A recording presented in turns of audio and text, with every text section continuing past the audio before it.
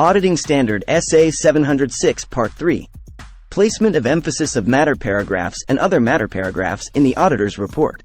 Auditing Standard 706 provides guidance on where to place emphasis of matter and other matter paragraphs in the auditor's report. The placement depends on the nature of the information being communicated and the auditor's judgment of its relative significance compared to other elements. For EOM paragraphs, the placement may vary depending on whether it relates to the financial reporting framework.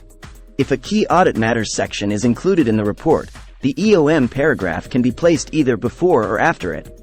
The heading of the EOM paragraph can be expanded to provide additional context and differentiate it from individual matters in the Key Audit Matters section.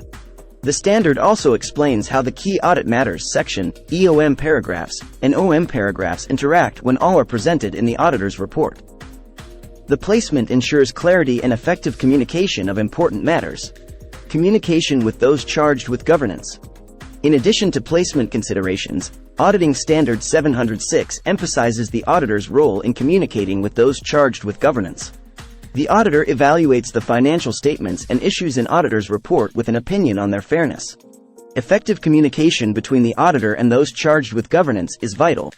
Before including EOM or OM paragraphs in the auditor's report, the auditor must discuss these matters with those charged with governance.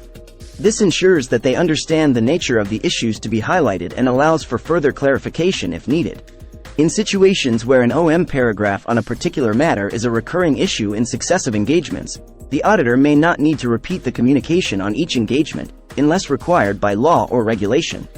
However, any changes in circumstances or new information should be communicated to those charged with governance. In conclusion, Auditing Standard 706 provides guidelines for placing EOM and OM paragraphs in the auditor's report, ensuring effective communication and clarity. It also highlights the importance of communication between the auditor and those charged with governance, enabling a thorough understanding of significant matters. Thanks for watching.